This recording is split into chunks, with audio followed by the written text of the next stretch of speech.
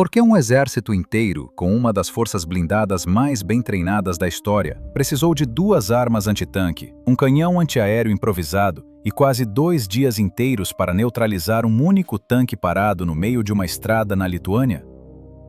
Essa pergunta resume praticamente tudo o que este vídeo pretende explicar.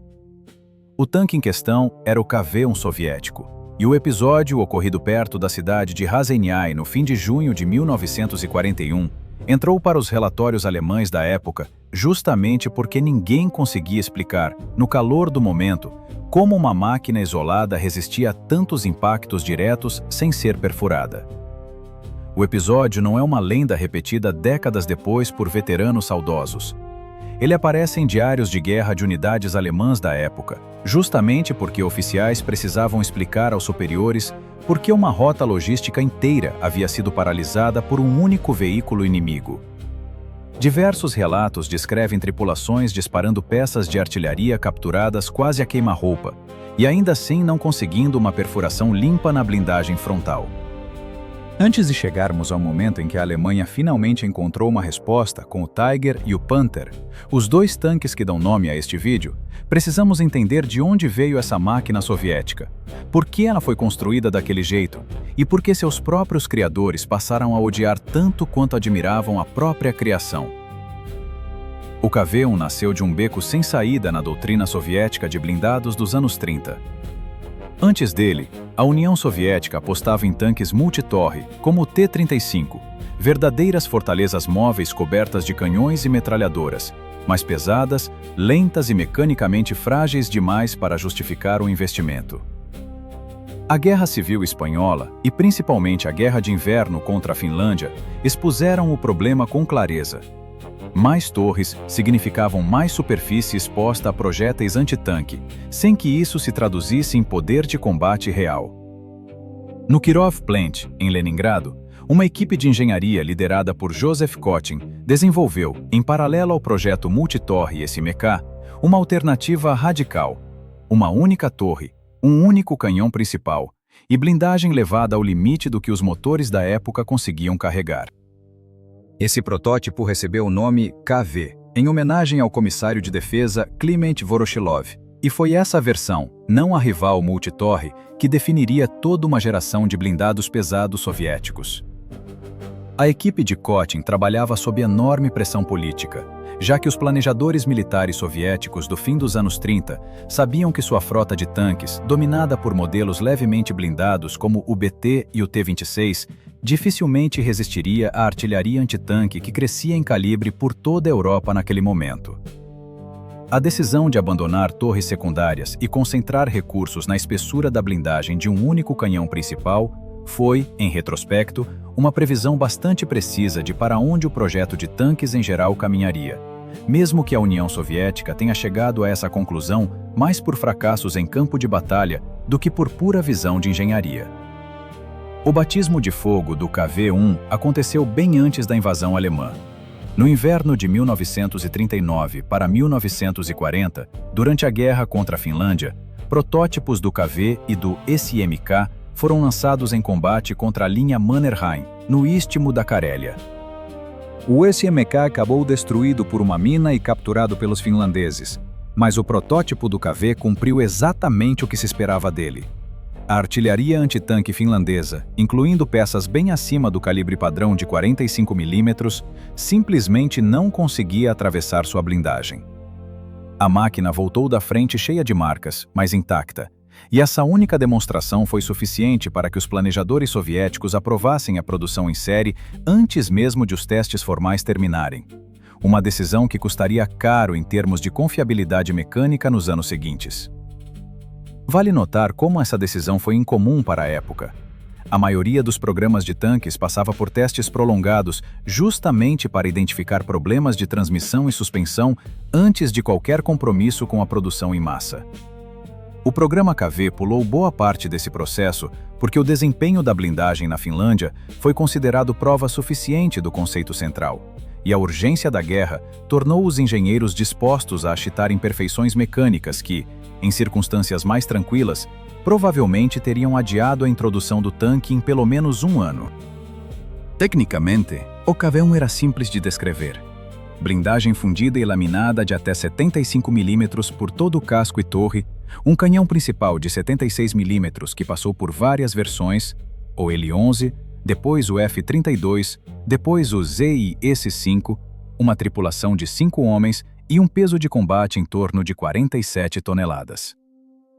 Engenheiros soviéticos chegaram a debater um esquema de blindagem ainda mais espessa no início do desenvolvimento, mas as limitações de peso e potência do motor forçaram um meio-termo. E vale lembrar que esse meio-termo foi um alvo móvel ao longo de toda a vida útil do tanque, com diferentes fábricas introduzindo pequenas variações na espessura das placas e na técnica de soldagem conforme os materiais e as máquinas disponíveis em cada mês da guerra.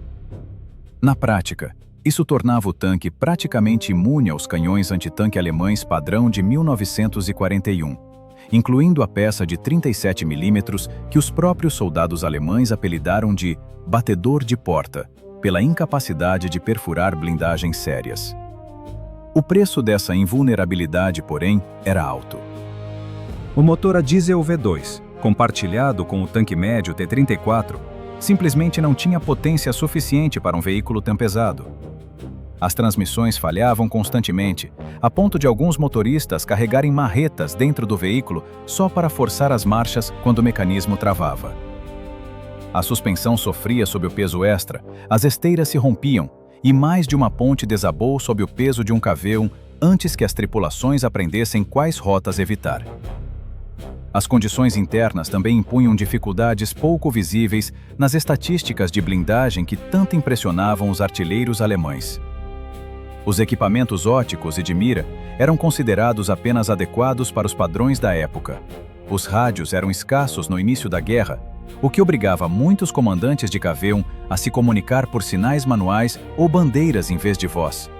E o barulho interno gerado pelo motor subdimensionado, forçando o peso do veículo, tornava a comunicação verbal entre a tripulação difícil, mesmo quando havia rádio disponível. Muita gente não lo sabe, pero si no te suscribes, con el tiempo YouTube puede dejar de recomendarte nuestros videos. Suscríbete ahora para no perderte los próximos. Y si además dejas un like o un comentario, nos ayudas muchísimo. Quando a Alemanha invadiu a União Soviética em junho de 1941, os KV-1 estavam presentes em número relativamente pequeno em comparação aos tanques leves e médios que dominavam o inventário soviético. Mas o impacto psicológico da sua aparição foi desproporcional a esse número. Relatórios alemães daquele verão descrevem tanques pesados soviéticos absorvendo dezenas de impactos e continuando a se mover e atirar. Perto de Dubno e Brody, durante uma das maiores batalhas de tanques do início da guerra, unidades individuais de KV-1 demonstraram uma capacidade de sobrevivência notável, mesmo enquanto o corpo mecanizado soviético envolvido sofria uma derrota estratégica por falhas de coordenação, escassez de combustível e reconhecimento inadequado. É um padrão que se repete ao longo de 1941. O tanque, isoladamente, cumpria bem seu papel de proteção blindada, enquanto o quadro operacional ao redor, logística, comando, apoio aéreo, desmoronava. Historiadores que estudam essas batalhas costumam observar que a fama de invencibilidade do KV-1 e as perdas catastróficas do Exército Vermelho em 1941 não se contradizem. Um tanque pode ser excelente e, ainda assim, ser destruído ou abandonado em massa se o exército que o utiliza está perdendo em todas as outras frentes ao mesmo tempo. Em torno de Leningrado, tripulações de KV-1 foram usadas quase como bunkers móveis, segurando os principais eixos de avanço em pontos onde a artilharia antitanque alemã ainda não estava concentrada em número suficiente. A defesa de Leningrado se tornaria, na prática, o principal palco de uso massivo e sustentado do KV-1 ao longo de 1941 e 1942, com aparições também mais discretas nos combates ao redor de Moscou naquele inverno e na frente do rio Volkhov no ano seguinte. A experiência de combate também expôs rapidamente os limites do projeto. A baixa velocidade e a mobilidade reduzida tornavam o KV-1 mal adaptado para operações ofensivas que exigiam deslocamento rápido de forças. As falhas constantes de transmissão tiravam mais veículos de ação durante marchas do que o fogo inimigo conseguia destruir em combate direto. e colunas de KV-1 quebrados nas estradas criavam engarrafamentos que se tornavam, eles mesmos, um problema tático. Em alguns casos, tripulações precisaram destruir seus próprios tanques imobilizados para evitar que caíssem intactos nas mãos do inimigo, um contraste duro com a fama de invencibilidade da máquina. A resposta soviética veio na forma do KV-1S, uma variante mais leve que trocava parte da espessura da blindagem por uma transmissão genuinamente melhorada e maior velocidade em estrada. O S do nome vinha de Skorostnoy, rápido em russo, e o simples fato de a velocidade precisar ser destacada como atributo especial já diz muito sobre quão lento o KV-1 original havia se tornado aos olhos dos comandantes de linha de frente. Algumas tripulações receberam bem a variante mais leve e rápida.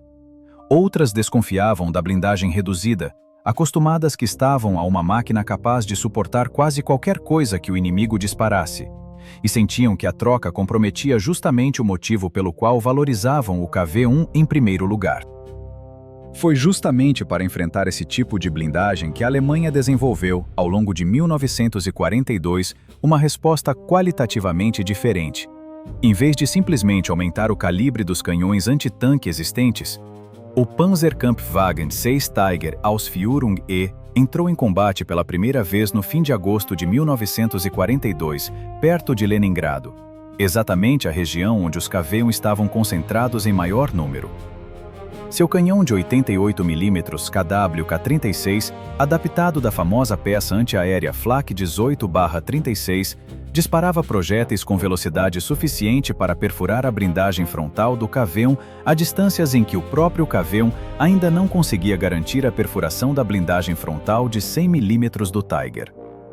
A matemática tática de 1941 havia se invertido.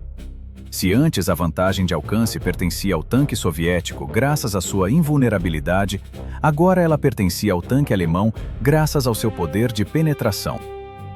Os confrontos documentados entre KV-1 e Tiger ocorreram ao longo de 1942 e 1943 em diferentes setores da frente, e na maioria das vezes terminavam a favor da tripulação alemã, que podia abrir fogo primeiro e de uma distância maior. Ainda assim, os resultados não eram uniformes. Tripulações soviéticas que entendiam as fraquezas do Tiger aprenderam a se aproximar rapidamente sempre que possível, já que o canhão de 76 mm do KV-1 conseguia perfurar as laterais e a traseira, mais finas do Tiger, em distâncias curtas, e táticas de emboscada a partir de posições camufladas ocasionalmente neutralizavam a vantagem alemã em um duelo direto de longo alcance. Eram exceções, não a regra, mas exceções frequentes o suficiente para que a doutrina alemã passasse a enfatizar cada vez mais o apoio de infantaria e reconhecimento para proteger os Tigers exatamente desse tipo de surpresa a curta distância. A chegada do tanque médio Panther em 1943, usado em grande escala pela primeira vez na Batalha de Kursk, agravou ainda mais a situação para o lado soviético. Seu canhão longo de 75 mm KW-K42 tinha uma trajetória extremamente plana e conseguia perfurar a blindagem do KV-1 em praticamente qualquer distância de combate razoável, enquanto a mobilidade do próprio Panther, mais parecida com a de um tanque médio do que com a de um pesado, permitia às suas tripulações escolher posições de tiro vantajosas. Kursk, no verão de 1943, marcou o momento em que o KV-1 original deixou de ser considerado um tanque pesado adequado. A artilharia antitanque e os canhões de tanque alemães, dos Panzer IV de canhão longo aos próprios Tigers e Panthers, já perfuravam com facilidade uma blindagem projetada em 1939 para ser praticamente impossível de atravessar. Relatórios de unidades soviéticas de tanques após Kursk passaram a apontar cada vez mais o KV-1 como um risco em terreno aberto contra os veículos alemães mais novos, levando comandantes de linha de frente a solicitar sua realocação para funções mais defensivas ou combate urbano, onde as distâncias de combate mais curtas reduziam a vantagem alemã de penetração e faziam a blindagem ainda respeitável do KV-1 voltar a fazer diferença. Em vez de continuar remendando indefinidamente o mesmo chassi, os planejadores soviéticos migraram para uma linhagem inteiramente nova de tanques pesados. Primeiro o KV-85, armado com um canhão de 85 mm derivado de uma peça antiaérea, e depois o INS-2, que se tornaria a espinha dorsal dos blindados pesados soviéticos até o fim da guerra e conseguia, de fato, trocar tiros em pé de igualdade com Tigers e Panthers em distâncias típicas de combate.